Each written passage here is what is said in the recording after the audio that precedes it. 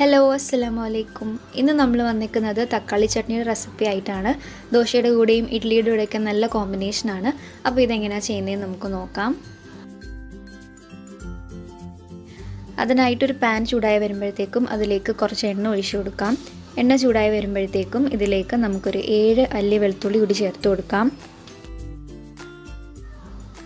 ഇനി നമുക്ക് ഒരു സവാള ചെറുതായിട്ട് അരിഞ്ഞത് കൂടി ചേർത്ത് കൊടുത്തിട്ട് നന്നായിട്ടൊന്ന് വഴറ്റിയെടുക്കാം.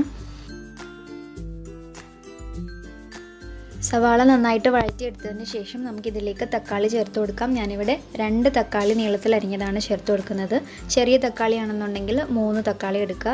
ഇതിപ്പോൾ അത്യാവശ്യം വലുതായതുകൊണ്ട് ഞാൻ 2 തക്കാളി എടുത്തിട്ടുണ്ട്.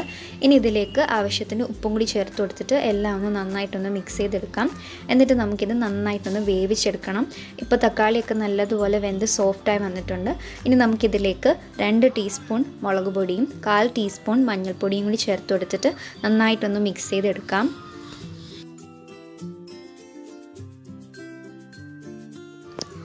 ഇപ്പോൾ ആ പൊടിയുടെ പച്ചമണമൊക്കെ മാറിയിട്ട് എല്ലാം നന്നായിട്ടൊന്ന് മിക്സായി വന്നിട്ടുണ്ട്. ഇനി നമുക്ക് ഇത് ഒന്ന് അരച്ചെടുക്കണം. അതിന് വേണ്ടിയിട്ട് ഞാനിതൊരു മിക്സി ജാറിലേക്ക് ചേർത്ത് കൊടുക്കുകയാണ്. എന്നിട്ട് ഇതിലേക്ക് ഒരു 1/4 ഗ്ലാസ് വെള്ളം കൂടി ചേർത്ത് കൊടുത്തിട്ട് ഇത് നന്നായിട്ടൊന്ന് പേസ്റ്റാക്കി എടുക്കാം. ചൂടാറിയതിന് ശേഷമാണ് ഞാനിത് അരച്ചെടുത്തത്. ഇപ്പോൾ നന്നായിട്ട് അരച്ചെടുത്തിട്ടുണ്ട്. ഇനി നമുക്കിത് മാറ്റി വെക്കാം. എന്നിട്ടൊരു പാനിലേക്ക് കുറച്ച് എണ്ണ ഒഴിച്ചു കൊടുത്തിട്ട് എണ്ണ ചൂടായി വരുമ്പോഴത്തേക്കും ഇതിലേക്ക് 1/2 ടീസ്പൂൺ കടുക് ചേർത്ത് കൊടുക്കാം. കടുക് ഒന്ന് പൊട്ടി വരുമ്പോഴത്തേക്കും നമുക്കിതിലേക്ക് 1/2 ടീസ്പൂൺ ഉഴുന്നുകൂടി ചേർത്ത് കൊടുക്കാം. ഇനി നമുക്കിതിലേക്ക് ഒരു വറ്റൽമുളക് ചേർത്ത് കൊടുക്കാം. എന്നിട്ട് ആവശ്യത്തിന് കുറച്ച് കറിവേപ്പിലയും കൂടി ചേർത്ത് കൊടുക്കാം. ഇനി നമ്മളിതിലേക്ക് ചേർക്കാൻ പോകുന്നത് കായപ്പൊടിയാണ്. ഞാനിവിടെ ഒരു ഏകദേശം 1/4 ടീസ്പൂൺ കായപ്പൊടി കൂടി ചേർത്ത് കൊടുക്കുന്നുണ്ട്. എന്നിട്ട് എല്ലാം ഒന്ന് മിക്സാക്കി എടുത്തതിന് ശേഷം നമ്മൾ നേരത്തെ അരച്ച് വെച്ചിരുന്ന ആ തക്കാളി ചട്നിയുടെ പേസ്റ്റ് കൂടി ഇതിലേക്ക് ചേർത്ത് കൊടുത്തിട്ട് എല്ലാം ഒന്ന് നന്നായിട്ടൊന്ന് മിക്സ് ചെയ്തെടുക്കാം.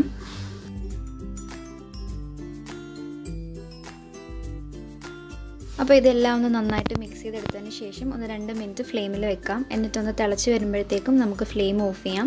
അപ്പോൾ ഇത്രയേ ഉള്ളൂ നമ്മുടെ തക്കാളി ചട്നിയുടെ റെസിപ്പി. ഭയങ്കര സിമ്പിളാണ്, പെട്ടെന്ന് തന്നെ ചെയ്തെടുക്കാൻ പറ്റും. നമുക്ക് ബ്രേക്ക്ഫാസ്റ്റിൻ്റെ കൂടെ ആണെങ്കിലും ഡിന്നറിൻ്റെ കൂടെ ആണെങ്കിലും ദോശയുടെ കൂടെയും ഇഡ്ഡലിയുടെ കൂടെയൊക്കെ നല്ല ബെസ്റ്റ് കോമ്പിനേഷനാണ്.